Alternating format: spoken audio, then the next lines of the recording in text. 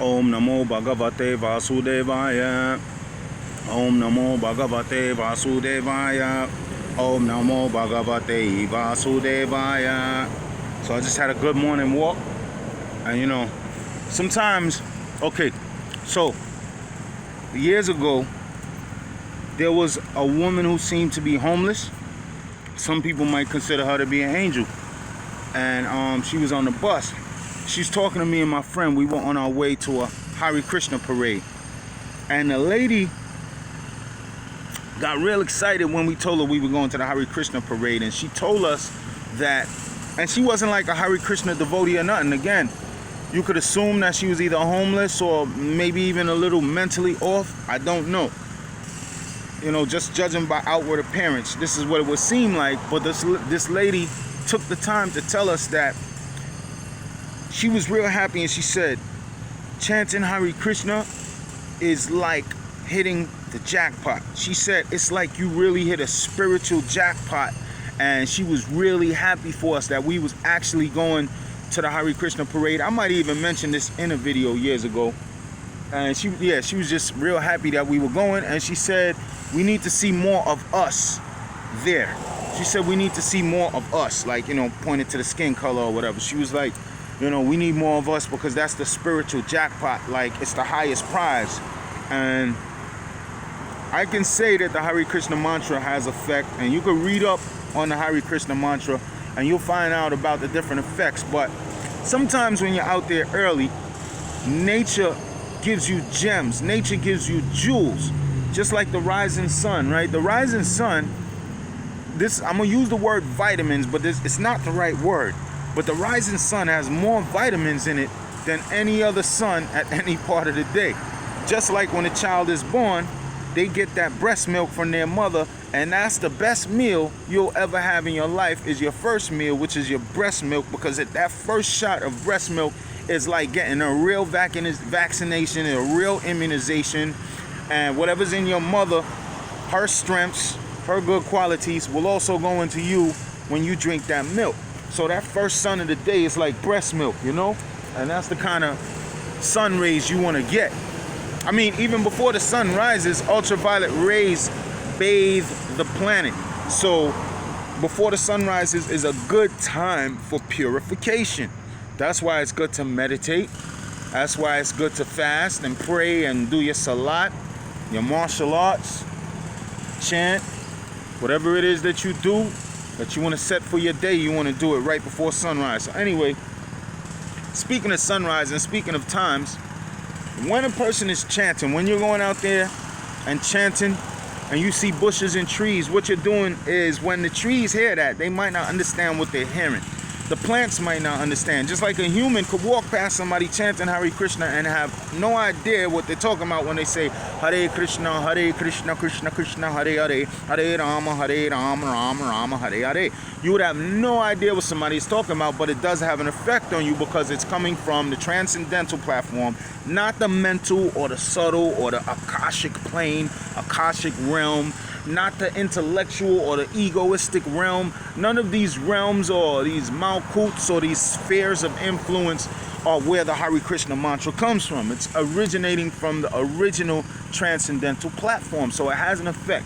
And what happens in the tree language and the plant language, when you chant around them, they start calling you a sage in their own language, in their own way. They consider a person, not me, just anybody. If you go carry this Hare Krishna mantra, you will be considered as a sage in the nature world. Whether you deserve that position or not, this is what the animals and the plants will consider you. Because what happens is, just like if you have land, vast land of connected trees, let's say, I don't know, 750 million acres, or I don't know, 300,000 square miles of trees. What's going on one side of the trees on the other side of the parking lot or the lot? They know what's going on. They know about the environmental conditions, the heat, the rain. They know if they should prepare for a storm or a fire, because they send root signals through the soil to other trees. Plants communicate as well to the soil And these plants also communicate through chemicals. So when you chant Hare Krishna, what you're doing is boosting someone's spiritual evolution. We all have a spiritual evolution in which when the soul, like when when a baby is born, it's not mature. So when the soul comes into this material world, generally it comes down as a universal leader, Brahma, and then sometimes it goes straight back home, or you could fall down into the lower species. Your soul is pure. It's naive to this world, literally. The only way your soul can contact this world and connect with this world is through your material senses, through your working organs, through your skin, through your taste buds, through your nose. That's how your soul connects to this world, through the senses and through the body. But your soul is not of this world, it's of transcendental matter. So it's way beyond a totally different vibration. But we affect the spiritual evolution of all life forms when they get to hear that Hare Krishna mantra, or they eat some prasadam, which is food that was ritualistically prepared for Krishna with love and devotion in the most clean state of mind, body, and soul. And then we transfer that love into the food. We offer it to Krishna. He returns it to us full, without anything missing. After he ate the whole thing, he returns it to you full without anything missing, and he adds something to it. So when you eat that kind of sanctified food, or if you chant the holy names or hear the holy names, what'll happen is that if you was a wild tobacco, if you was a wild tobacco leaf or a pine cone tree, and then your next birth you were scheduled to become a different type of tree, you might not become a different type of tree. Just by hearing that mantra, you can jump straight into the aquatic kingdom, or straight into the fish kingdom, or straight into the bird or animal platform, or even straight into the human platform. It can happen.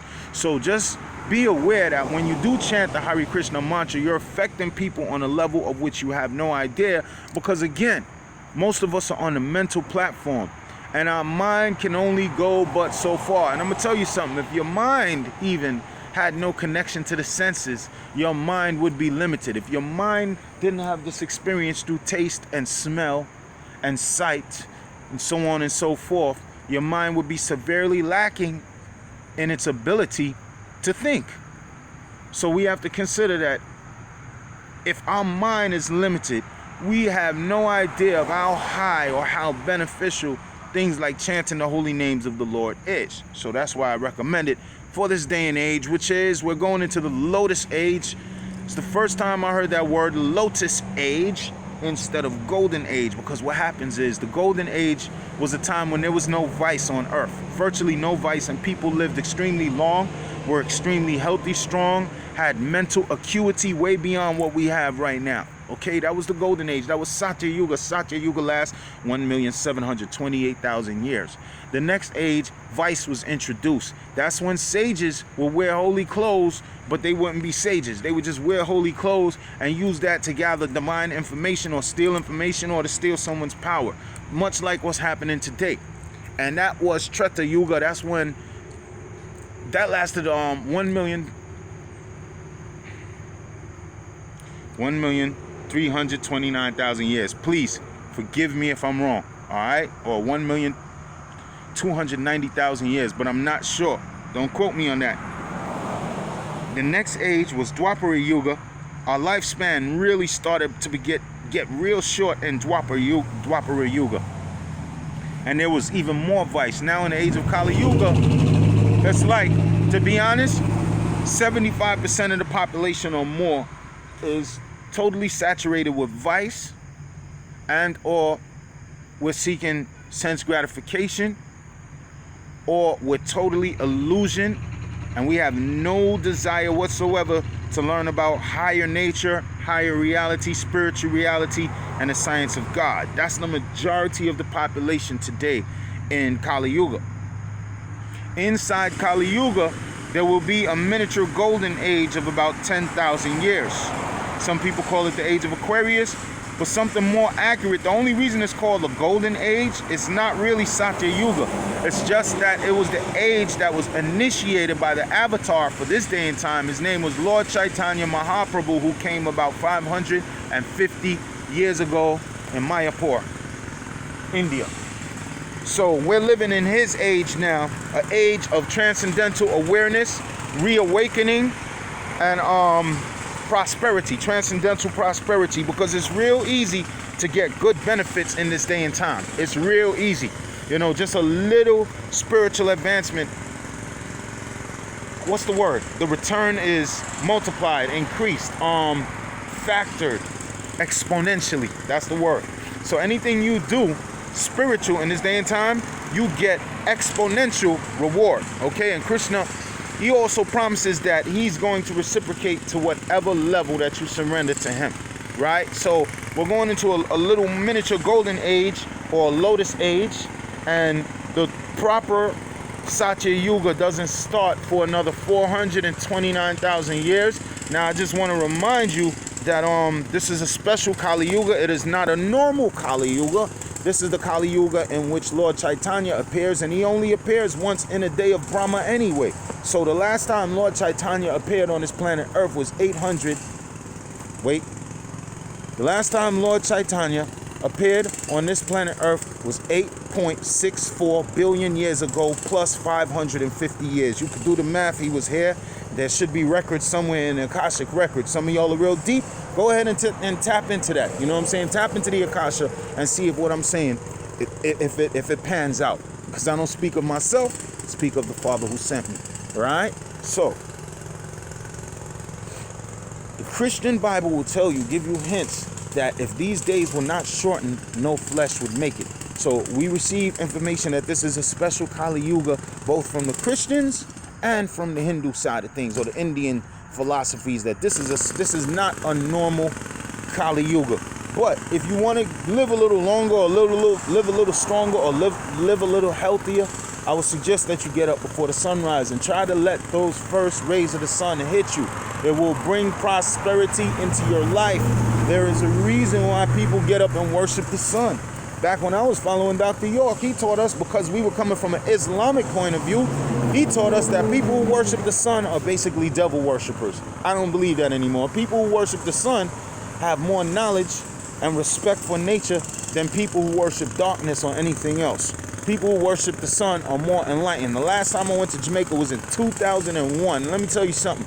I saw that the wisest people on the planet Earth lived in Jamaica, and the dumbest, most ignorant people on the planet Earth also live in Jamaica, West Indies. That's right. You heard it from me. Some of the most advanced people in this universe are from Jamaica, West Indies, and some of the most people you never want to meet or argue with or ever talk to also come from Jamaica. But my key connection was the sun.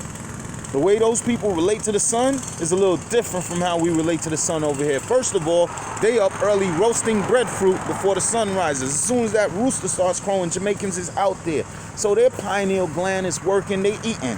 They eat. One thing about Jamaica, right? The soil is so good because it's volcanic soil.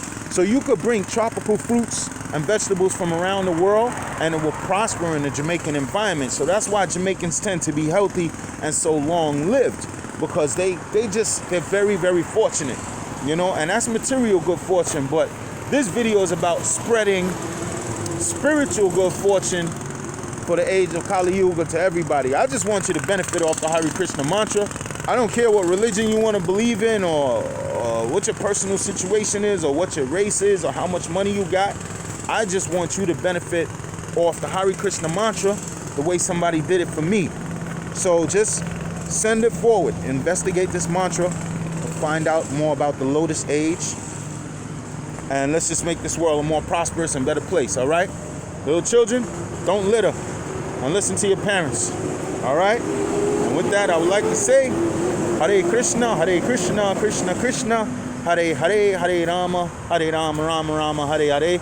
Thank you for taking a few minutes to hear me out. Sunman Patu, king of YouTube. Haribo.